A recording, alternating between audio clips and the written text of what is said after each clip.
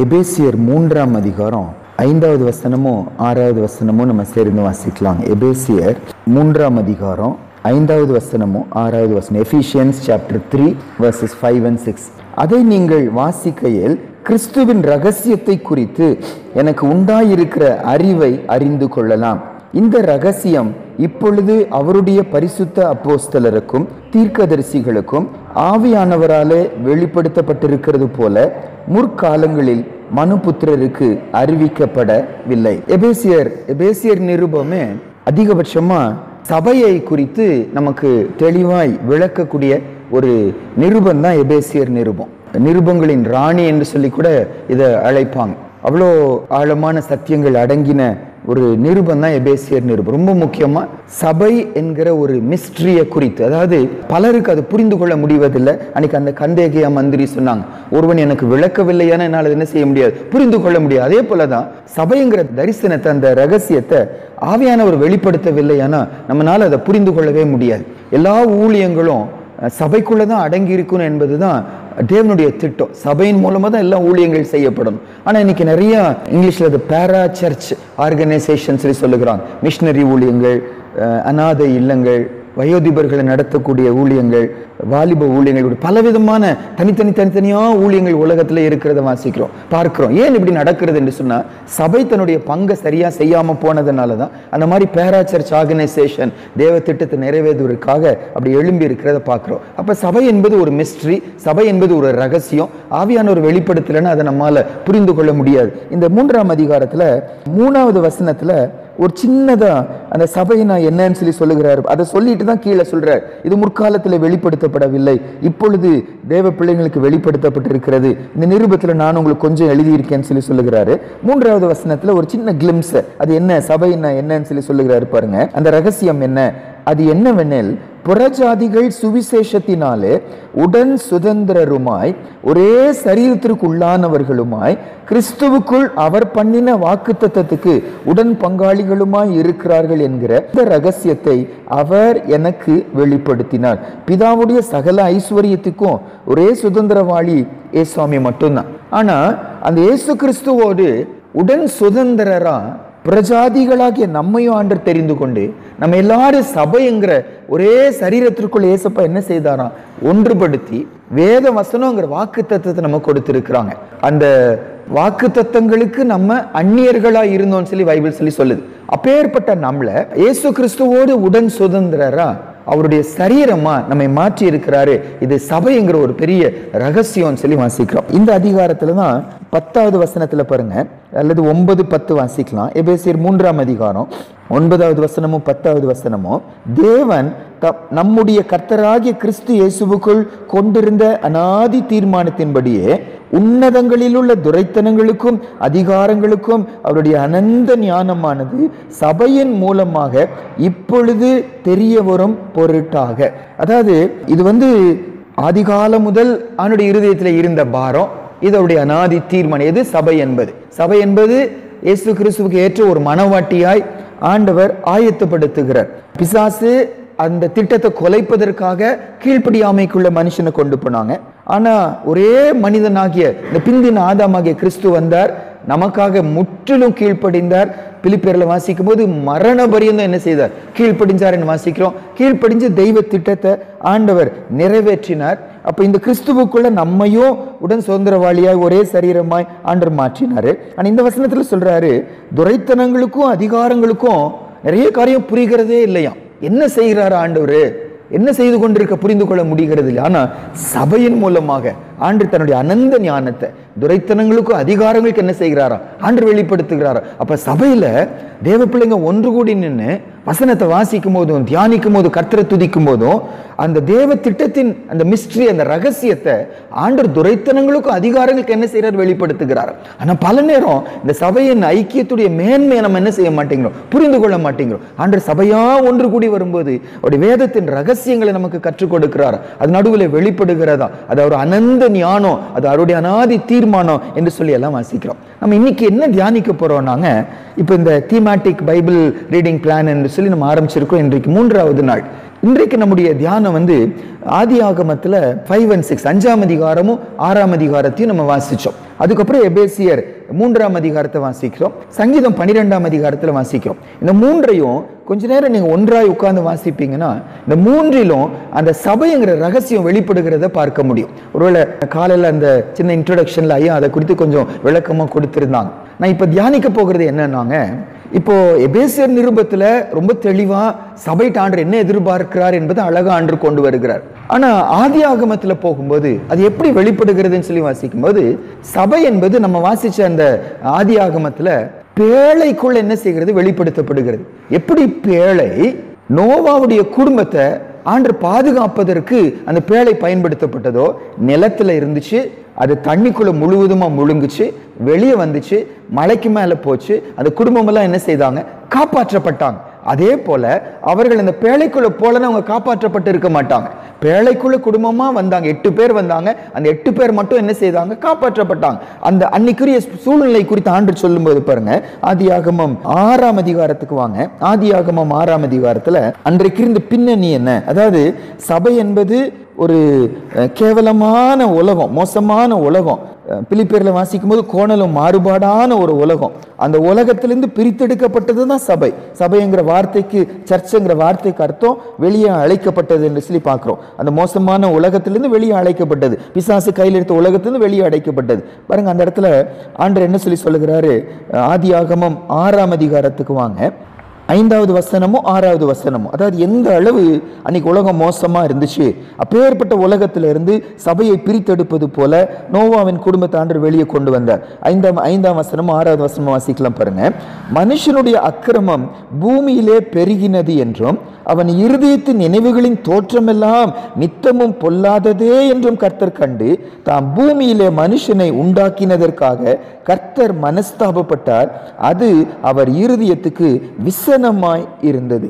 ஆதியாகமம் ஆரம்ப புஸ்தகத்துல இந்த உலகத்தை படைச்சது ஆண்டவர் பார்வைக்கு நல்லது என்று கண்டதாம், அது மிகவும் நல்லது என்று கண்டாராம். அப்போ மிகவும் நல்லது என்று கர்த்தர் கண்ட இந்த பூமியை பிசாசு ஜனங்களை பாவத்துக்குள்ள கீழ்ப்படியாமக்குள்ள கொண்டு போய் ஆண்டவருக்கு விசனம் வர்ற மாதிரி நடந்துச்சு. ஆனா இப்பேற்பட்ட மோசமான ஒரு உலகத்துல ஆண்டவருக்கு சந்தோஷம் கொடுக்கிற மாதிரி ஒரு மனிதனை ஆண்டவர் பிரித்தெடுத்தாரு, ஒரு குடும்பத்தை கர்த்தர் பிரித்தெடுத்தார். அதுதான் இன்னைக்கு சபை. எல்லா இடத்துல ஆண்டவர் சொல்றாரு, என் நாமம் தூஷிக்கப்படுகிறது, கர்த்தருக்கு துக்கம் வருகிறது, பார்க்கும் போதெல்லாம் வேதனை வருகிறது, அழிக்கக்கூடிய ஒரு சூழ்நிலை வருகிறது. ஏசாமியும் சபையும் தடை செய்கிறவர்களா இல்லாவிட்டா என்றைக்கும் இந்த உலகம் அழிஞ்சிருக்கும். அப்பேற்பட்ட ஒரு மோசமான உலகத்துல சபையாக என்னை உங்களாண்ட என்ன செய்தார், பிரித்தெடுத்தார். நம்முடைய நோக்கம் என்ன, ஆண்டவருக்கு சந்தோஷம் கொடுக்கணும். பாருங்க, நோவாங்கிற வார்த்தைக்கு அர்த்தம் என்ன தெரியுமா, என்னங்க நோவான்னு என்ன அர்த்தம்? 5ஆம் அதிகாரத்துல பாருங்க, ஏன் நோவான்னு சொல்லி பெயர் வைத்தாங்கன்னு சொல்லி போடப்பட்டிருக்கோம். 28ஆம் வசனமும் 29வது வசனமும், ஆதியாகமம் 5ஆம் அதிகாரம் 28வது வசனமும் 29வது வசனமும் வாசிக்கலாம். லாமேக்கு 182 வயதான போது ஒரு குமாரனை பெற்று கர்த்தர் சபித்த பூமியிலே நமக்கு உண்டான வேலையிலும் நம்முடைய கைகளின் பிரயாசத்திலும் இவன் நம்மை தேற்றுவான் என்று சொல்லி அவனுக்கு நோவா என்று பெயரிட்டான். அப்ப நோவான்னா என்ன அர்த்தம், தேற்றுகிறவன் என்று சொல்லி அர்த்தம். எப்படி புதிய ஏற்பாடுல பர்னபான்னா ஆறுதலின் மகன் என்று பெயர் வருகிறதோ, அதே போல பழைய ஏற்பாடுல அந்த நோவா என்பது கன்சலேஷன், கம்ஃபர்ட், ஆறுதல் என்று சொல்லி அர்த்தம். அப்போ நோவாவையும் அவனுடைய குடும்பத்தையும் சபையோடு ஒப்பிட்டு நம்ம பார்க்கும்போது சபையோட ஒரு முக்கியமான நோக்கம் என்ன, சபிக்கப்பட்ட இந்த பூமியில, ஆறுதல் இல்லாத ஒரு பூமியில, சந்தோஷம் இல்லாத ஒரு பூமியில சபை என்பது ஒரு நம்பிக்கை கொடுக்கிற ஒரு இடமா, ஆண்டவருக்கு ஆறுதல் கொடுக்கிற, ஆண்டவருக்கு சந்தோஷம் கொடுக்கிற ஒரு ஒரு ஒரு ஆர்கானிசமா ஆண்டவர் சபை என்ன செய்தார், பிரிந்து கொண்டார். இன்னைக்கு இந்த நோவாவுடைய வாழ்க்கையை மட்டும் வச்சுங்க, 5 காரியங்களை நீ காலையில பார்த்துட்டு பழைய ஏற்பாடுல இந்த நோவா வைத்து சபை கர்த்தர் எப்படி இருக்கணும்னு ஆசைப்பட்டாரு, சபை அவருடைய பார்வையில எப்படி இருக்கணும் அவருடைய விருப்பம். ஏன்னா அந்த குடும்பத்தை தான் ஆண்டவர் பேழைக்குள்ள கொண்டு போனார், வெளியே கொண்டு வந்தார், பாதுகாத்தார் என்று சொல்லி வாசிக்கிறோம். நம்மையும் ஒரு நாள் ஆண்டவர் இந்த பூமியை விட்டு பிரித்து அவரோடு கூட கொண்டு போகிற நாள் சீக்கிரம் வரப்போகிறது. அப்ப அதுல எனக்கு பங்கு இருக்கணும்னா நோவாவுடைய சுபாவத்தை கொண்டு நம்ம கற்றுக்கொள்ள வேண்டிய பாடம் உண்டு. முதல் காரியம் வாங்க, அந்த ஆதியாகமம் 6ஆம் அதிகாரத்துல 6வது வசனம் வாசிக்கலாம். ஆதியாகமம் 6ஆம் அதிகாரத்துல தான் இந்த நோவாவை குறித்து, அவரை குறித்து சொல்லப்பட்ட ஒரு சில அழகான நம்ம கவனிக்க வேண்டிய வார்த்தைகள். 6வது வசனம் வாசிக்கலாம் பாருங்க. 8வது வசனம், ஜெனசிஸ் சாப்டர் 6 verse 8. ஆதியாகமம் 6ஆம் அதிகாரம் 8வது வசனம் வாசிக்கலாம். நோவாவுக்கோ கர்த்தருடைய கண்களில் கிருபை கிடைத்தது. முதல் காரியம், சபை என்பது என்னன்னா கர்த்தருடைய கண்களிலே கிருபை பெறப்பட்டதுதான் சபை. இந்த வார்த்தைக்கு அர்த்தம் என்னன்னா, என்னுடைய முயற்சியினால நான் சபையில் ஒரு அங்கமாய் மாறவே முடிகிறது இல்லை. இது முழுக்க முழுக்க எபேசியர்ல சொல்லும் 2ஆம் அதிகாரத்தில் சொல்லும்போது, இது ஒருவரும் மேன்மை பாராட்டாதபடி இது கிரியைகளினால உண்டானதில்ல, இது முழுக்க முழுக்க முழுக்க அவருடைய கிருபை என்று சொல்லி இது அவருடைய கிரியை, இது அவருடைய கிருபை. அப்ப சபையில நானும் நீங்களும் இன்னைக்கு ஒரு அவயவமா சேர்க்கப்பட்டு இருக்கிறோம்னா அது முழுக்க முழுக்க ஆண்டருடைய தெரிந்து கொள்ளுது. நம்மளால புரிந்து கொள்ள முடிகிறது இல்லை. நம்மளை விட எத்தனையோ பெரிய ஞானிகள் இருக்கிறாங்க. ரொம்ப வருஷம் முன்னாலங்க நாங்க இந்த டீச்சர்ஸ் காலனியில திருமணம் எல்லாம் எனக்கு ஆகவில்லை. டீச்சர்ஸ் காலனியில தங்கி கொண்டிருக்கிறோம். அப்போ ஒரு சில வாலிபர்கள் எங்களோடு கூட இருக்கிறாங்க. அப்போ ஃப்ரீ கடை, நாங்கள் பிஸ்னஸ்ல தான் இருக்கோம். ஃப்ரீ கிடைக்கும் போதெல்லாம் அங்கங்கே ஊழியங்களுக்கு போகிறோம். ஒரு சின்ன டீமாக ஃபார்ம் ஆகிருக்கிறோம். மியூசிக் வாசிப்போம், ஸ்கிட் போடுவோம், சுவிசேஷம் சொல்லுவோம், அங்கங்கே இங்கே கிராமங்களுக்கு போவோம், பல இடங்களுக்கு போயிட்டே இருப்போம். அப்போ ஒரு நாள் இந்த டீச்சர்ஸ் காலனியில் பஸ் ஸ்டாண்டில் கிட்டார் வச்சுட்டு இருக்கிறோம். ஒரு சில பிரதர்ஸ் இருக்கிறாங்க, நாங்கள்லாம் உட்கார்ந்து கொண்டு இருக்கிறோம். அப்போது ஒரு நல்ல நீட்டாக ட்ரெஸ் பண்ணப்பட்ட ஒரு பிரதர் வந்தார். எங்களை பார்த்தாரு. நீங்களாம் கிறிஸ்டியனா அப்படின்னாரு. ஆமான்னு சொல்லி சொன்னார். நானும் கிறிஸ்டியன் தான் அப்படின்னாரு. பயங்கரமா பேச ஆரம்பிச்சாரு. எங்களை விட நல்ல பெரியவர் தான். மேபி அன்னைக்கு 40 வயசு அவருக்கு இருக்கும். அப்போ அழகா பேசுறாரு. நல்லா பேசி என்ன செஞ்சுட்டாருன்னா, அவர் ஒரு இப்போ இன்னைக்கு மல்டி லெவல் மார்க்கெட்டிங்னு சொல்லி சொல்லுகிறாங்க. அன்னைக்கு அந்த ஒரு காரியத்தை அதுல இன்வால்வ் பண்ணி இருக்கிறார். அவருக்கு அவருடைய நோக்கம் என்னன்னா, தன்னை கிறிஸ்தவனா காட்டி, நாங்களாம் வாலிப பசங்க, எங்களை அதுல என்ன செய்யணும், சேர்க்க வைக்கணும். 4500 ரூபா நீங்க கட்டினா உங்களுக்கு இப்படி ஆயிரும் அப்படி ஆயிரும்னு சொல்லிட்டு பயங்கரமா கன்வின்ஸ் பண்ணிட்டார். கன்வின்ஸ் பண்ணி எங்களை அதை போட வைக்கிற நிலைமைக்கு போயிட்டார். அன்று கிருபையா என்ன செய்தார், எங்களை பாதுகாத்தார். அந்த அளவு அழகா பேசுறாரு. அப்போ நான் ஒரு மூத்த தேவ மனிதனோடு இதை குறித்து பேசி கொண்டிருந்தேன். அவ்வளோ அழகான தாளந்து அவருக்கு இருக்கிறது, அவ்வளோ நல்ல தாளந்து. கொஞ்ச நேரத்தில் எங்களை எல்லாரையும், நாங்களாம் அது செய்யக்கூடாது பண்ணக்கூடாது, இது பண ஆசை அப்படின்லாம் போதிக்கிறோம், வெளியே போய் சொல்லுகிறோம். ஆனால் எங்களையே அப்படியே மாற்றுகிற மாதிரி பேசிட்டாரு. எந்த அளவு கன்வின்ஸ் பண்றாரு. இவரெல்லாம் தேவனுடைய ராஜ்யத்துக்கு இருந்தாருன்னா, சுவிசேஷம் சொல்ல பயன்பட்டுறன்னா எவ்வளோ மேன்மையா இருக்குமே. அப்போ அந்த ஐயா அவங்க ஒரு வசனத்தை காமிச்சாங்க. உலகத்துல ஞானிகள் ஆண்டு என்ன செய்யல, தெரிந்து கொள்ளல. பெரிய பிரபுக்களை கர்த்தர் தெரிந்து கொள்ளல. பைத்தியமான என்னை உங்களுக்கு ஆண்டு என்ன செய்தார், தெரிந்து கொண்டார். அதுல என்ன சொல்ல வர்றேன்னா, அந்த மாதிரி தாளந்து உள்ளவர்கள் இருக்கிறாங்க. அவர்களை கர்த்தர் என்ன செய்யல, ஊழியத்துக்கு பயன்படுத்தல. நம்மளை விட பெரிய பாரம் உள்ளவர்கள் இப்ப இந்த மார்கழி மாதத்துல பார்க்கும்போதே பாரமா இருக்கிறது. நடந்து போறாங்க, காலெல்லாம் வீக்கம், காலில் பேண்டேஜ் கட்டி கொள்ளுகிறாங்க, குளிர் என்று பார்க்கறது இல்லை. இப்போ கும்பமேளான்னு சொல்லிட்டு உத்தரப்பிரதேசத்தில் நடக்கிறது. பலரை குறித்து வித்தியாசமா சாட்சிகள் எல்லாம் வெளிப்படு. பல பாபாக்கள் வருகிறாங்க. அதிகாலையில் 4 மணிக்கு எந்திரிக்கிறாங்க.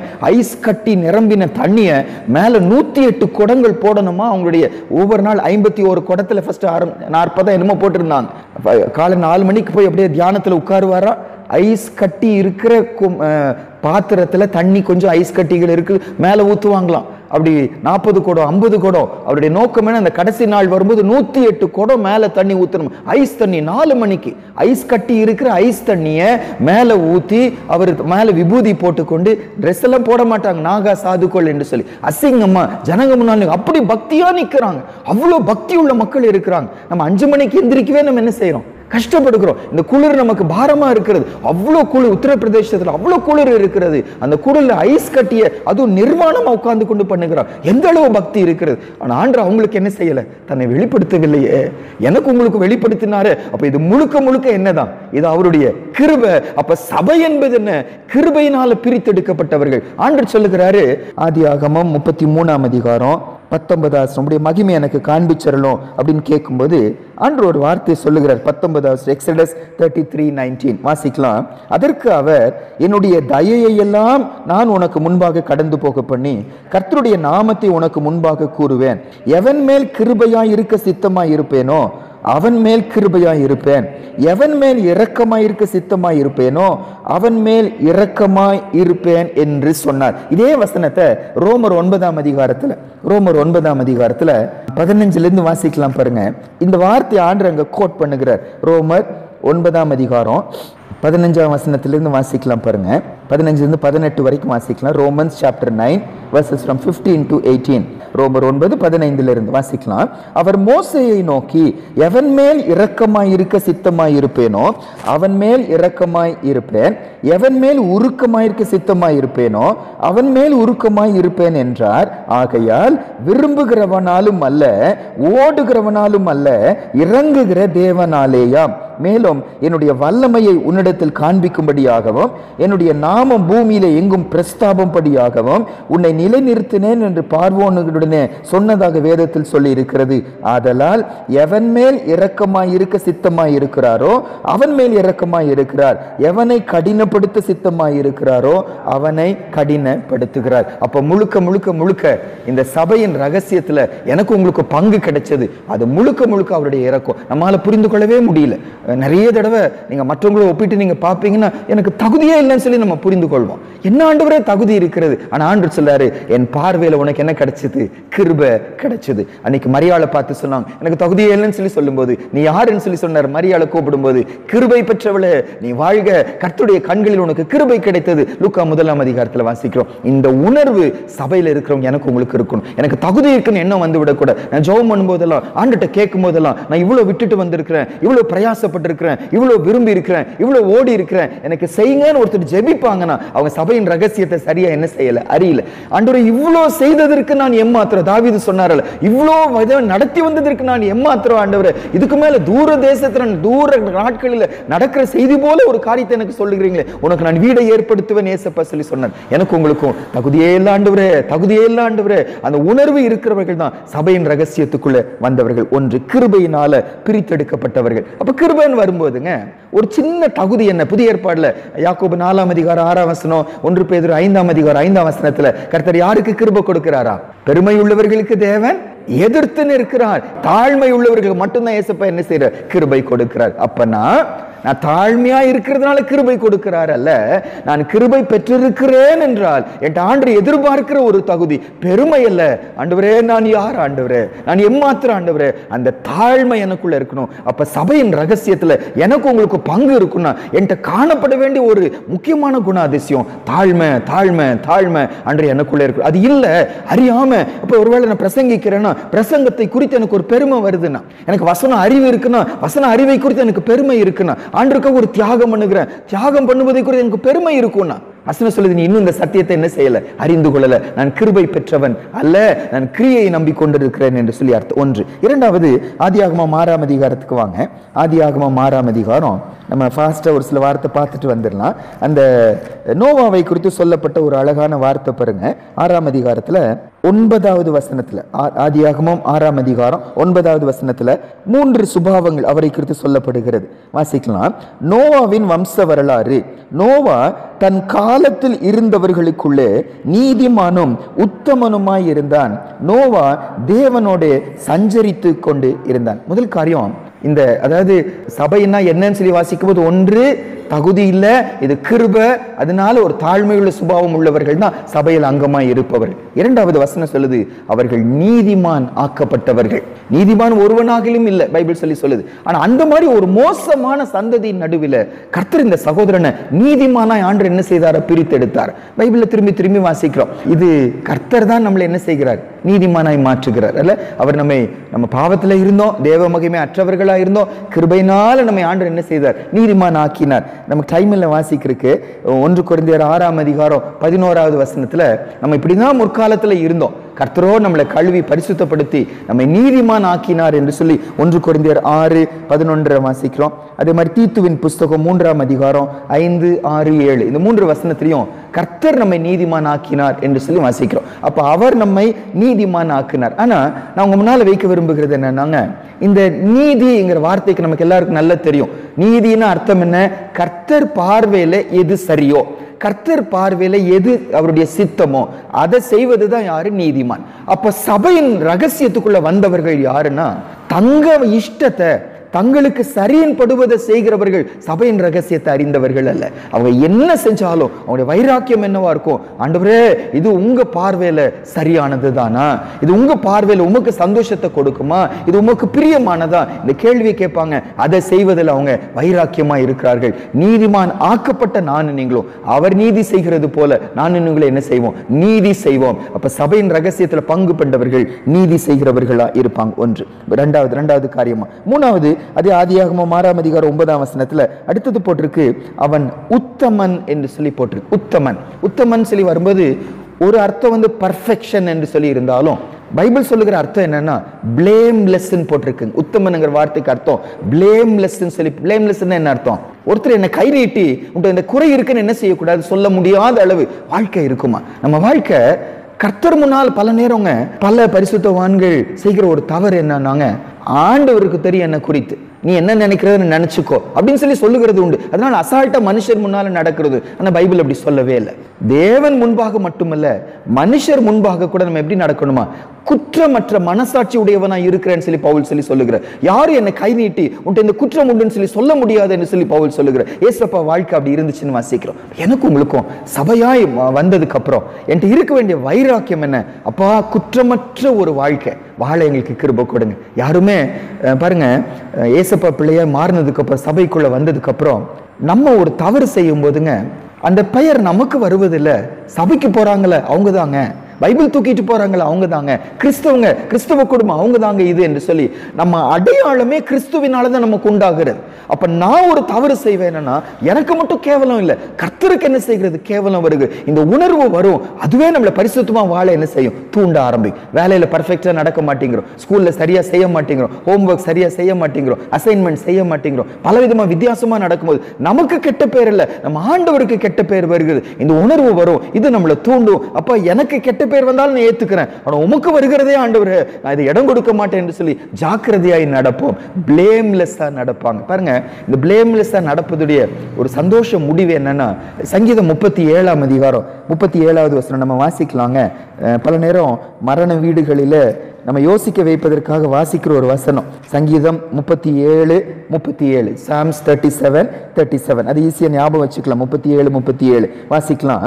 நீ உத்தமனை நோக்கி செம்மையானவனை பார்த்திரு, அந்த மனுஷனுடைய முடிவு சமாதானம். அப்போ யாருடைய முடிவு சமாதானமா இருக்கும்? உத்தமர்களுடைய முடிவு தான் என்னவா இருக்கும்? சமாதானமா இருக்கும். இந்த பூமியில ஒருவேளை நம்ம வாழ தெரியாதவங்க சொல்லி சொல்லலாம், பிழைக்க தெரியாதவங்க சொல்லி சொல்லலாம், யார் கடவுள் பார்க்கிறாங்களாம், எங்க பார்க்கிறார் என்னெல்லாம் சொல்லி சொல்லலாம். ஆனா நான் உத்தமனாய் வாழ வைராக்கியமா உள்ளவனா இருக்கும்போது என் முடிவு என்னவா இருக்கும்? சமாதானமா இருக்கும். சபை என்பது என்ன? கிருபையை சார்ந்து இருக்கிறவர்கள். சபை என்பது என்ன? நீதியாய் வாழுகிறவர்கள். சபை என்பவர்கள் என்ன? உத்தமர்கள் என்ற பெயர் பெற்றவர்கள். 4வது ஆதியாகமம் 6ஆம் அதிகாரத்துல அடுத்த வார்த்தை போடப்பட்டிருக்கிறது, அவன் தேவனோடு கூட நடந்து கொண்டிருந்தான், சஞ்சரித்து கொண்டு இருந்தான். 4வது சுபாவம். இந்த சபைங்கிற தரிசனத்துல, சபைங்கிற ரகசியத்துல பங்கு கொண்டவர்கள் யாரு? தேவனோடு சேர்ந்து நடக்கிறவர்கள். who walk with God. தேவனோடு சேர்ந்து நடக்கிறவர்கள். பாருங்க, இந்த வசனத்தை, இந்த வார்த்தையை ஆண்டவர் ஆபிரகாமை பார்த்து சொன்னார். 99 வயது ஆயிடுச்சுங்க அவருக்கு. நம்பிக்கையே அற்ற ஒரு நிலைமை, குழந்தையே பிறக்காதுன்னு உலகம்லாம் சொல்லுது. ஆனா இவரும் நம்பிக்கையோடு காத்து கொண்டே இருக்கிறார். அப்போ அந்த குழந்தையை குறித்து கடைசி அவருக்கு நம்பிக்கை கொடுக்கும்படி ஆண்டவர் பேச வரும்போது அவரை பார்த்து 17ஆம் அதிகாரத்துல சொல்றாரு, நீ எனக்கு முன்பாக நடந்து கொண்டு உத்தமனாயிரு. எனக்கு முன்பாக நடந்து கொண்டு உத்தமனாயிரு. ஏறத்தாழ அதே வார்த்தை தான் இந்த இடத்துல போடப்பட்டிருக்கிறது. எலியா தானே சொன்னாரு, தேவனுக்கு முன்பாக நிற்கிற நான் அப்படின்னு சொல்லி சொன்னாரு. அப்ப இந்த வார்த்தைக்கு அர்த்தம் என்னன்னா, கர்த்தரோடு நம்ம சேர்ந்து நடக்கிறோம், அவர் என்னை கவனித்துக் கொண்டே இருக்கிறார், உணர்வோடு கூட நடக்கிறோம். எந்த பிரச்சனை வந்தாலும், எந்த சூழ்நிலை வந்தாலும், எந்த சோதனை வந்தாலும் கர்த்தரோடு இருக்கிறோம், கர்த்தரை கூட இருக்கிறார். ஏசப்பா சொல்றாரு, என் நுகத்தை நீங்க என்ன செய்யுங்க? ஏற்றுக்கொள்ளுங்க. ரட்டம் மாட்டி வண்டி போல சர்வ வல்லமை உள்ளவர் ஆண்டவர் நம்மோடு கூட இருக்கிறார். அவரோடு கூட சேர்ந்து நடக்கிறோம். அவரோடு சேர்ந்து அவருக்கு முன்பாக அவர் பார்க்கிறாங்க பயத்துல நடக்கும்போது அது முடிவு என்னவா இருக்கும்? பிளேம்லெஸ் நடப்பா. அந்த ஆதியாகமம் 17ஆம் அதிகாரம் சொல்றாரு, எனக்கு முன்பாக நடந்து கொண்டிரு, அப்பொழுது நீ உத்தமனாய் நீ நடப்பாய். இப்ப கர்த்தர் பார்க்கிறாரு, கர்த்தர் கவனிக்கிறார். யாருமே நம்மளை பார்க்கறது இல்லை. தனியா தான் இருக்கிற ஈரோட்ல யாருமே நம்ம பார்க்க மாட்டேங்கிறாங்க. ஆனா சிந்தனைகளை கர்த்தர் பார்க்கிறாரு, என்னுடைய மாறு உத்தரங்களை கர்த்தர் பார்க்கிறாரு, என்னுடைய பேச்சை கர்த்தர் பார்க்கிறாரு, என் நோக்கத்தை கர்த்தர் பார்க்கிறாரு. என்னை கவனிக்க ஒருவர் இருக்கிறார். அந்த உணர்வு எனக்கு இருக்கும். நான் பரிசுத்தமாய் வாழ ஆரம்பிப்பேன். தேவனோடு சேர்ந்து நடக்கிறவர்கள் தான் அவருடைய வருகையில் எடுத்துக்கொள்ளப்படும். எப்படிங்க உத்தமனுடைய முடிவு சமாதானமா இருந்துச்சோ அதே போல தேவனோடு நடந்த மனிதன் என்று முதல் பெயர் பெற்றவர் யாருங்க? இந்த நோவாவுக்கு முன்னால யார் அந்த மாதிரி பெயர் பெற்றாங்க? ஏனோக்கு குறித்து வாசிக்கிறோம். அந்த வசனம் மட்டும் வாசிக்கலாமா? அது முந்தின அதிகாரம் 5ஆம் அதிகாரத்துல தான் அது வருங்க. 5ஆம் அதிகாரத்துல 22 வாசிக்கலாம், 24 கூட வாசிக்கலாம். ஜெனிசிஸ் 5:22-24 வாசிக்கலாம். ஏனோக்கு மெத்துசலாவை பெற்ற பெண் 300 வருஷம் தேவனோடு சஞ்சரித்து கொண்டிருந்து குமாரரையும் குமார்த்திகளையும் பெற்றான். 24 ஏனோக்கு தேவனோடே சஞ்சரித்து கொண்டிருக்கையில் காணப்படாமல் போனான், தேவன் அவனை எடுத்துக்கொண்டார். இவ்வளவு பெரிய பாக்கியம். தேவனோடு சேர்ந்து நடந்து கொண்டிருக்கும் போதே காணப்படாமல் போனான். இப்ப நானும் நீங்களும் காணப்படாமல் போகிற நாள் சீக்கிரம் வரப்போகிறது. இந்த கடைசி நாட்களுக்கு வந்துட்டோம். சீக்கிரமா அவனுடைய வருகை இருக்க போகிறது. எப்போ என்ன நடக்கும்னே சொல்லி தெரியாது. அங்கங்க வித்தியாசமான சம்பவங்கள் நடந்து கொண்டே தான் இருக்கிறது. இப்போ நேற்று நேபாளில் பயங்கர அதிர்வு. அவ காலையில சொல்றான், ஃபுல்லா ஆட ஆரம்பிச்சு, பாத்திரமெல்லாம் கீழே விழுகுதான், அவருடைய ட்ரெஸ் எல்லாம் அப்படி ஆட ஆரம்பிக்கிறதா. அப்புறம் செய்தியில பாக்குறோம், டிபெட்ல தான் அந்த எபி சென்டர், நூற்றுக்கணக்கான மக்கள் இறந்து. வெளியே சொல்றது அப்படி, ஆனா எத்தனையோ பேர் அந்த இடத்துல எத்தனையோ பில்டிங்ஸ் இடிஞ்சு எத்தனையோ இறந்துட்டாங்க. இவங்க அங்க 7.1 மேக்னிடியூட் அந்த அளவு சொல்லுவாங்க. 7.1 ரொம்ப ஹெவி தாங்க. இவங்க பகுதியில் 6.9 ஸ்கேல்னு சொல்லி சொல்றாங்க. நார்மலா 6.99லங்க பில்டிங் எல்லாம் கண்டிப்பா சரிந்து விழணும். ஏனோ கர்த்தர் பாதுகாத்து இருக்கிறார், ஆண்டு ஆயத்தப்படுத்தி இருக்கிறார். இப்ப நான் சொன்னேன், அவ சொன்ன வந்த உடனே நான் டேபிள் கீழே போய் உட்கார்ந்துட்டேன்ப்பா அப்படின்னு சொல்லி சொன்னேன். டேபிள் கீழே போய் உட்கார்ந்துட்டேன். நான் சொன்னேன், டேபிளுக்குள்ள போவது உன்னுடைய எண்ணமா இருக்கக்கூடாது, முழங்கால போவதும் என்னவா இருக்கணும், உன்னுடைய எண்ணமா இருக்கணும் அப்படின்னு சொல்லி அவளை உற்சாகப்படுத்தினேன். சொன்னாங்க, சீக்கிரமா இன்னொரு பெரிய நிலநடுக்கம் வரும், அது ரொம்ப சேதம் வரும்னு சொல்லி சொல்லுகிறாங்கப்பா, சீக்கிரம் வந்துடும். இது ஒரு ஆரம்பம் தான், அடுத்தது ஒரு பெரிய நிலநடுக்கம் இருக்க போகுது. நான் எதை சொல்றேன்னா, கடைசி காலத்தின் அடையாளங்கள் என்ன ஆண்டு சொல்லி சொல்லுகிறார், நிலநடுக்கம் சொல்லி சொல்லுகிறார். கடைசி காலம் ஏசப்பா நம்மளை எடுத்துக்கொள்ளக்கூடிய ஒரு காலம். ஆனா எடுத்துக்கொள்ளப்படணும்னா ஏனோக்கு போல தேவனோடு சஞ்சரிக்கிறவர் தான் என்ன செய்வாங்க, எடுத்துக்கொள்வாங்க. சபை எடுத்துக்கொள்ளப்படணும் அப்படின்னா அந்த எடுத்துக்கொள்ளப்படுகிற சபை நானும் நீங்களும் இருக்கணும், தேவனோடு சஞ்சரிக்கிறவர்களா இருக்கணும். கடைசியா ஒரே ஒரு வார்த்தை, டைம் ஆயிடுச்சு, நமக்கு பார்த்து முடிச்சிடலாம். அந்த 6ஆம் அதிகாரத்துலங்க கடைசி வசனம் பாருங்க. ஆண்டவர் ஏனோக்க பார்த்து, நான் உன்னோடு உடன்படிக்கை பண்ணுகிறேன், உன்னை உன்னுடைய குடும்பத்தினை பாதுகாத்துக் கொள்வேன், ஒரு பேழையை உண்டாக்கு ஆண்டவர் அழகா ஆலோசனை கொடுக்கிறார். 22வது வசனத்துல, நோவா அப்படியே செய்தான், தேவன் தனக்கு கட்டளையிட்ட படி எல்லாம் அவன் செய்து முடித்தான். 7ஆம் அதிகாரம் 5ஆம் வசனத்துல கூட 7:5, நோவா தனக்கு கர்த்தர் கட்டளையிட்ட படி எல்லாம் செய்தான், எல்லாத்தையும் செய்தான், அப்படியே செய்தான். இதுதான் சபையுடைய ஒரு குணாதிசயமா இருக்கணும். நிறைய தடவைங்க எனக்கும் சரி, பல நேரம் நமக்கு ஒரு சில காரியத்தை கர்த்தருடைய வார்த்தையின்படி செஞ்சிட்டோம்னா நமக்கு என்ன ஆயிருதுன்னு திருப்தி ஆகிவிடுகிறது. ஆனா ஆண்டவர் அதை சந்தோஷப்படுவதில்லை. எல்லாத்தையும் நான் செய்யணும், அதுவும் அப்படியே செய்யணும்னு ஏசப்பா எதிர்பார்க்கிறார். இவரால் எப்படி செய்ய முடிந்துச்சு? புதிய ஏற்பாடுல ஒரே ஒரு வார்த்தை வாசிச்சு முடிச்சிடலாம். எபிரேயர் 11ஆம் அதிகாரம் 7ஆம் வசனத்துல எதனால அப்படி அவரால் முடிஞ்சிச்சு அப்படின்னு சொல்லி சொல்லும்போது, எபிரேயர் 11:7 இதை மட்டும் வாசிச்சிடலாம், நம்ம ஜெபிச்சு முடிச்சிடலாம். வாசிக்கலாமாங்க. விசுவாசத்தினாலே நோவா தற்காலத்திலே காணாதவைகளை குறித்து தேவ எச்சரிப்பு பெற்று பயபக்தி உள்ளவனாகி தன் குடும்பத்தை ரட்சிப்பதற்கு பேழையை உண்டு பண்ணினான். அதனாலே அவன் உலகம் ஆக்கினைக்குள்ளானதென்று தீர்த்து விசுவாசத்தினால் உண்டாகும் நீதிக்கு சுதந்திரவாளி ஆனான். மழையே பார்த்ததில்லைங்க, அது வரைக்கும் மழையே வந்ததில்லை. அப்போ ஆண்டவர் ஒரு பேழையை உண்டாக்க பண்ணுகிறார். அது எங்க நடு ரோட்ல, சும்மா சின்னதா பண்ணல, 450 அடி நீளம். எவ்வளவு பெருசா ஆண்டவர் செய்ய சொல்லுகிறார்.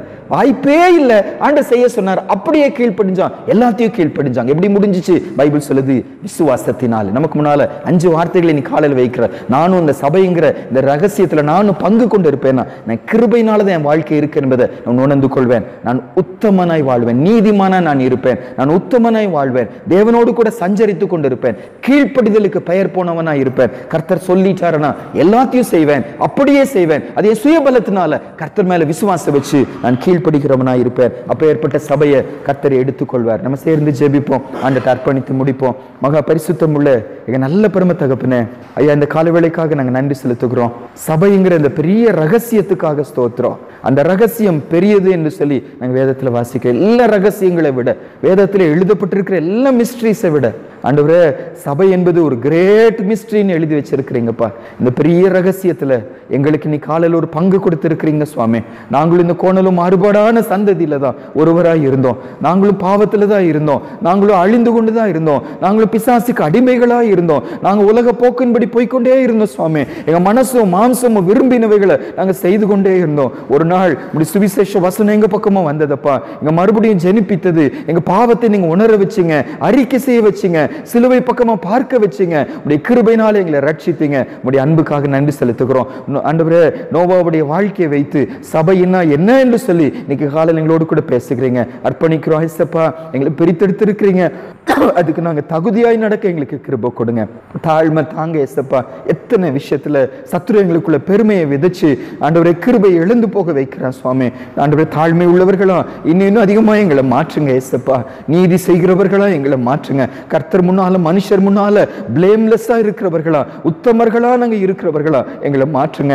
எங்க பாரம் எல்லாம் என் ஆண்டவரோடு சேர்ந்து நடக்கணும். என் ஆண்டவருக்கு முன்னால நாங்க நடக்கணும். ஆண்டவர் பார்த்து கொண்டே இருக்கிறாருங்கிற பயமோ ஒரு சந்தோஷமோ எப்பொழுது எங்களோடு கூட இருக்கணும். கிருபை கொடுங்க. எல்லாத்துக்கும் மேல ஆண்டவர் நீங்க எதிர்பார்க்கிறதும் விரும்புவதும் உங்க பிரியமான பலியும் கீழ்ப்படிதல் தான் ஏசப்பா. வேற காரியத்தை செஞ்சு நாங்க திருப்தி ஆகிவிடுகிறோம். அது உமக்கு சந்தோஷம் இல்லை சுவாமி. அப்படியே கீழ்ப்படிவதும் எல்லாவற்றுக்கும் கீழ்ப்படிவதும் உமக்கு இஷ்டம் ஆண்டவரே. எங்க சுயபலத்தினால முடியாது. கர்த்தர் மேல கர்த்தரை பற்றும் விசுவாசத்தினால கீழ்ப்படிக்கிறவர்களா, நீங்க என்ன சொன்னாலும் புரிந்து கொண்டு நாங்க செய்கிறவர்களா இல்லாம, அறிவை பயன்படுத்தி செய்கிறவர்களா இல்லாம அப்படியே செய்கிறவர்களா எங்களை நீங்க மாற்றும்படி நாங்கள் ஜெபிக்கிறோம் ஆண்டவரே. இந்த சத்தியத்தை யாரெல்லாம் எங்கெல்லாம் கேட்கிறாங்களோ எல்லாருக்குள்ளேயும் இந்த சபையின் ரகசியத்துல எனக்கு உங்க பங்கு வேணுங்கிற பாரத்தை ஏக்கத்தை கொடுத்து ஆண்டவரே அந்த காரியத்துக்குள்ள அவங்கள அர்ப்பணிக்க நீங்க கிருபை கொடுங்க. துதி கன மகிமை உமக்கு செலுத்துகிறோம். இயேசுவின் மூலம் ஜெபிக்கிறோம் நல்ல பிதாவே.